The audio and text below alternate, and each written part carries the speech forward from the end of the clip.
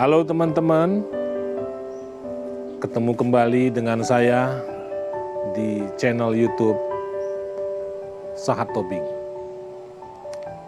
Kali ini saya ingin mengangkat sebuah topik ketika saya terinspirasi membaca Injil Matius pasal 7 ayat 21 sampai 29, walaupun nanti saya membatasinya pada perikop ayat 21 sampai 24. Saya memberi judul Tidak Nyaman di Zona Nyaman. Umumnya, seseorang akan cenderung memilih zona nyaman, posisi aman, karena posisi aman itu menjanjikan sebuah ketenangan. Posisi nyaman itu menempatkan seseorang akan dianggap sebagai anak yang saleh, anak yang santun, dan sudah hidup baru. Sehingga kalau orang berteriak di dalam zona nyaman, dia akan cenderung disebut pemberontak, belum hidup baru. Kalau mengkritik disebut tidak saleh. Bahkan seorang kritikus bisa disebut penyesat.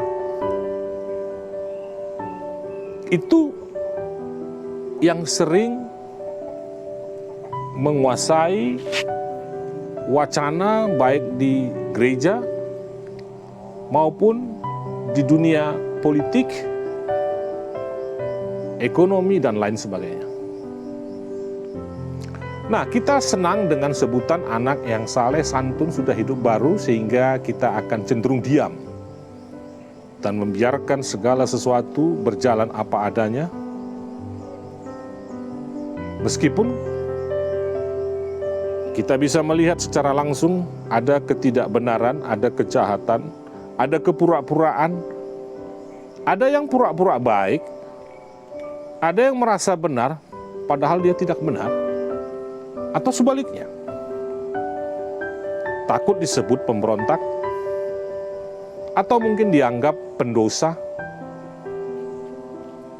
Bahkan ketika norma pun sudah menjadi sebuah dogma, maka norma pun dianggap sebuah kebenaran dan wajib dilakukan.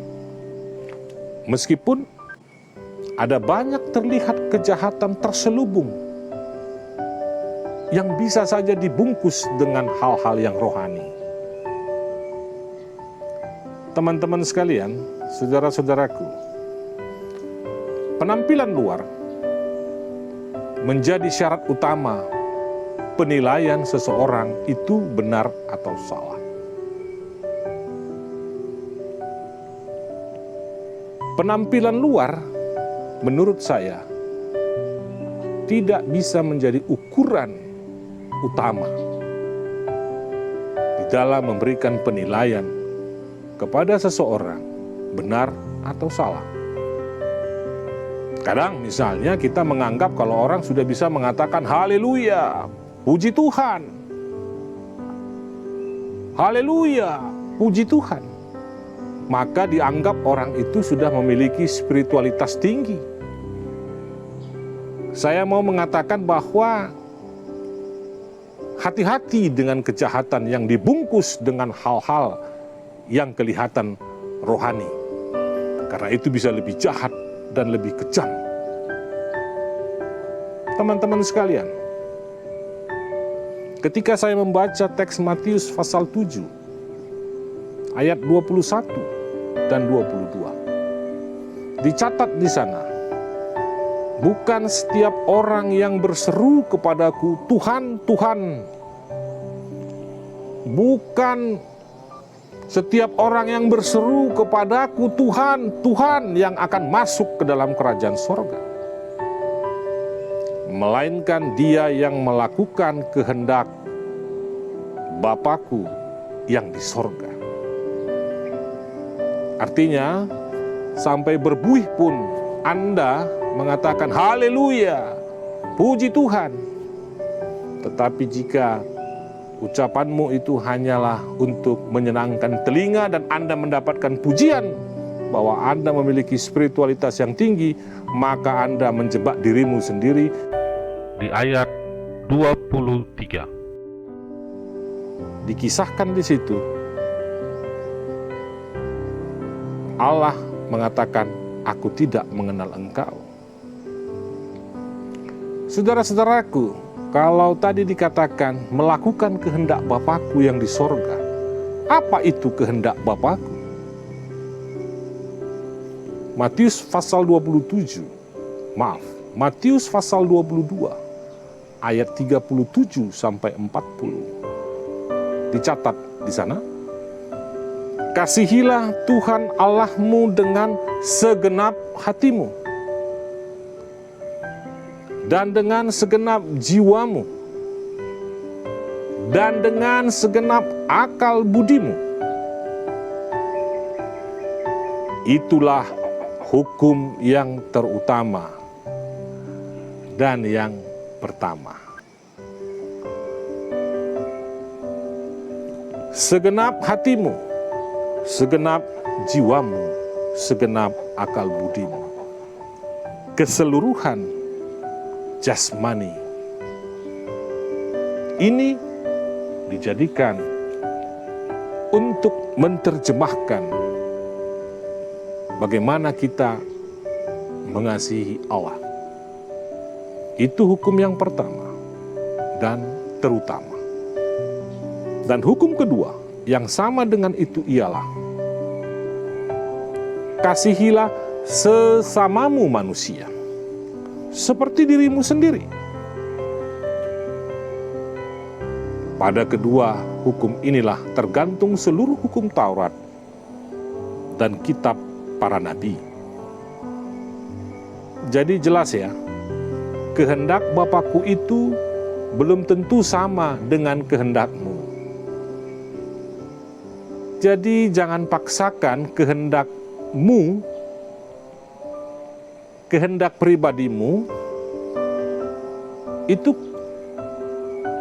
kamu naikkan derajatnya dengan melakukan pemaksaan kehendak, dengan menyebut bahwa kehendakmu identik bahkan sama dengan kehendak Allah. Anda tersesat. Jangan paksakan kehendakmu untuk memaksakan keinginan nafsumu kepada orang-orang lain. Karena di luar dirimu, Allah juga bekerja di diri orang lain. Karena di luar dirimu, Allah juga bekerja.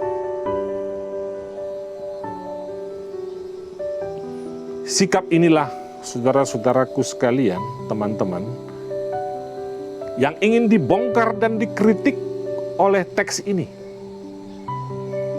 Ketika saudara mengklaim dirimu sendiri adalah pemilik kebenaran, pada saat yang sama kebenaran itu pun menghilang dari dirimu sendiri. Jadi jangan sok benar.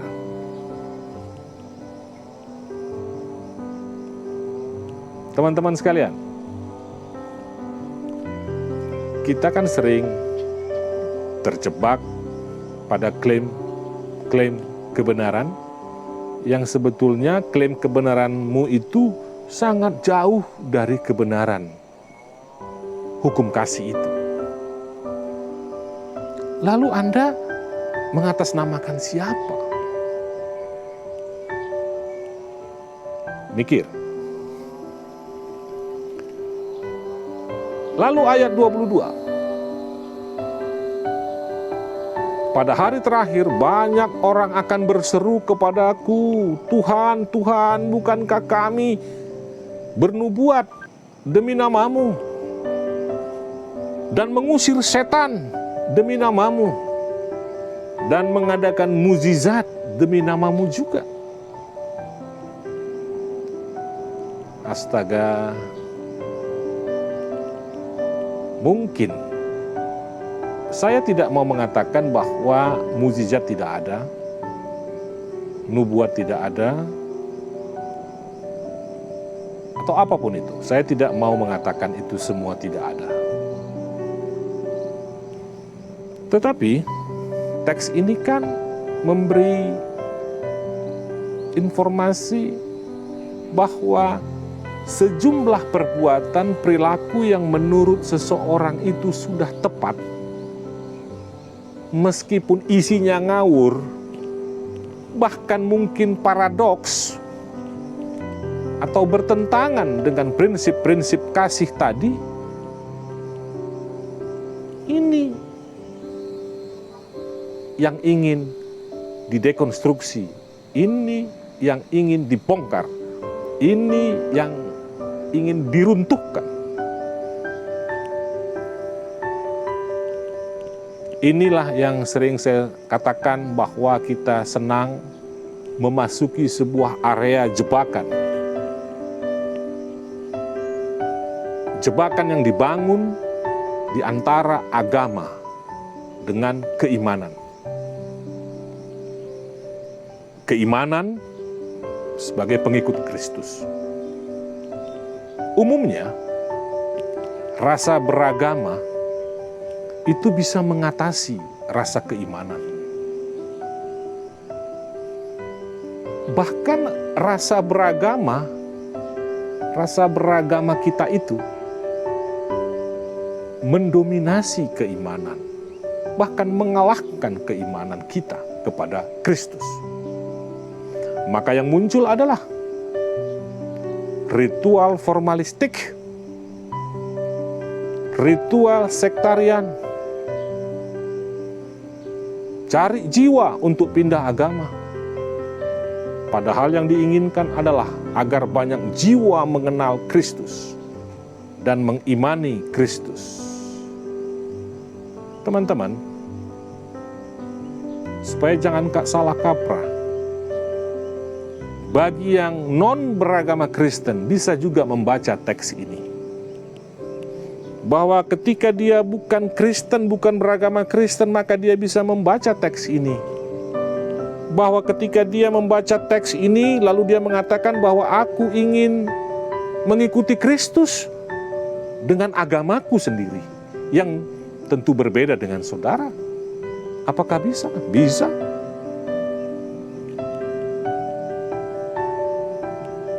Mengimani Kristus itu, saudara-saudaraku, lintas ritual, lintas sektarian, lintas agama, lintas warna kulit, lintas gender, lintas orientasi seksual, dan lain-lain.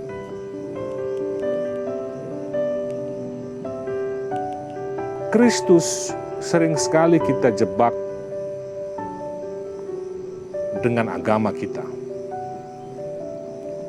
Kristus sering sekali kita seret-seret di dalam rasa keberagamaan kita. Kristus tidak bisa dijebak oleh satu agama. Kristus bergerak ke semua agama. Maka ketika engkau menganggap bahwa perbuatan kerohanianmu sudah lebih baik dari yang lain, ketahuilah bahwa itu belum ada apa-apanya. Kenapa?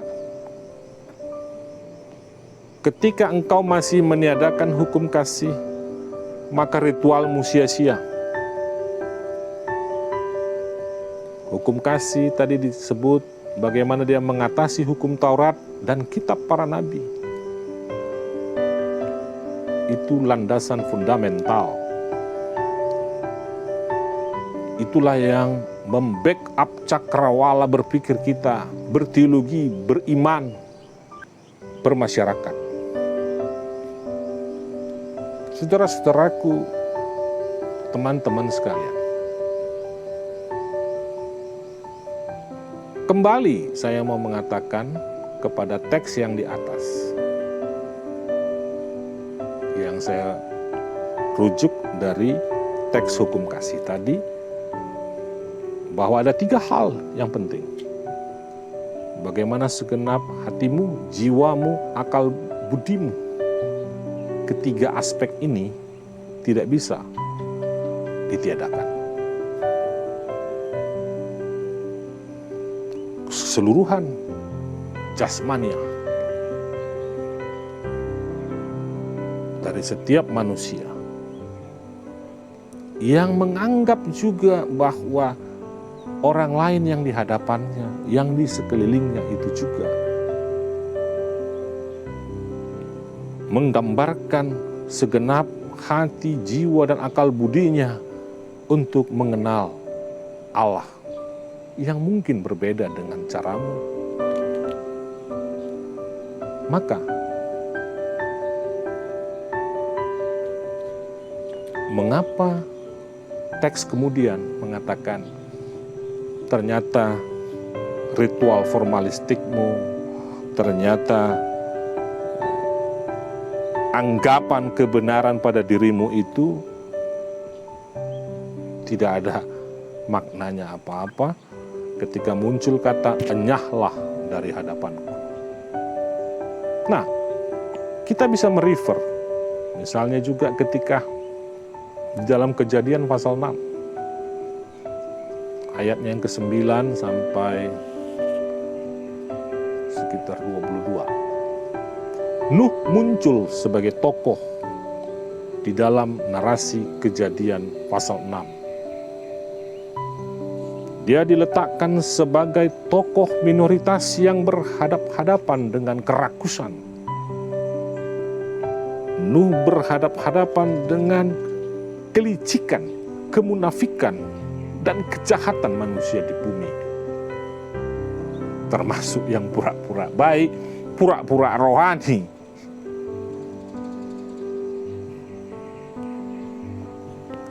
Air bah digunakan sebagai media untuk meniadakan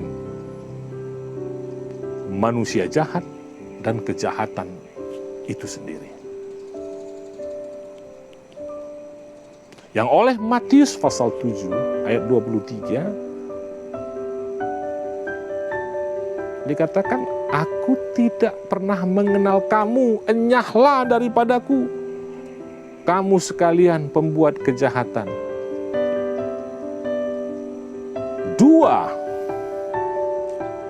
Dua teks ini memiliki makna pengharapan akan munculnya sebuah generasi baru yang berkualitas. Generasi baru yang mungkin saat ini bisa saja muncul tanpa harus ada air bah. Generasi baru yang berkualitas itu bisa saja muncul tanpa harus ada COVID-19. Generasi baru yang berkualitas dapat muncul jika ada sebuah penghargaan terhadap nilai-nilai manusia yang hakiki. Yaitu apa? Bagaimana merawat sebuah kehidupan dalam sebuah harmoni. Teman-teman, harmoni yang saya maksudkan dianalogikan, dimisalkan seperti sebuah orkestra yang enak didengar. Orkestra itu akan enak didengar ketika masing-masing alat musik itu dimainkan sesuai dengan perannya masing-masing. Bukan mengambil peran alat musik yang lain. Saudara-saudaraku, Anda pun juga demikian. ketika Anda seorang pendeta, janganlah merasa ahli kedokteran atau sebaliknya. Jalankan peranmu dengan segenap hatimu. Kalau Anda sebagai seorang dokter, jalankan peranmu dengan segenap hatimu, dengan segenap jiwamu, dan dengan segenap akal budimu. Kalau Anda sebagai seorang lay speaker, sebagai seorang majelis, janganlah juga mengambil peran seorang pendeta. Jalankanlah peranmu dengan segenap hatimu, segenap jiwamu, dan dengan segenap akal budimu. Teman-teman, artinya mainkan, jalankan, suarakan, nyanyikan peranmu masing-masing, sehingga dia bisa merawat sebuah kehidupan yang enak didengar, penuh dengan harmoni, bukan dengan kemunafikan, bukan dengan menutup kejahatan dengan hal-hal yang rohani, atau bahkan juga jangan memiliki kekuasaan, tetapi dengan cara-cara yang tidak masuk akal.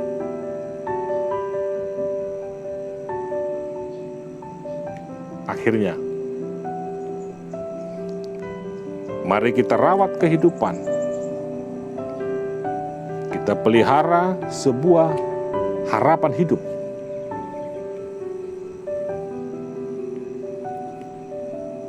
Bukan untuk mengatakan bahwa kelompokku paling benar dari kelompok. Karena apa yang sudah kamu lakukan, kamu anggap benar, ternyata bagi Allah tidak ada apa-apanya. Kosong. Untuk itu, perspektif hukum kasih menolong kita agar hidupmu tidak sia-sia, agar hidupmu adalah bagaimana memanusiakan manusia. Tuhan memberkati. Selamat beribadah. Dan mari kita menjalankan hidup dengan mengandalkan hati, jiwa, dan akal budi. Tuhan memberkati.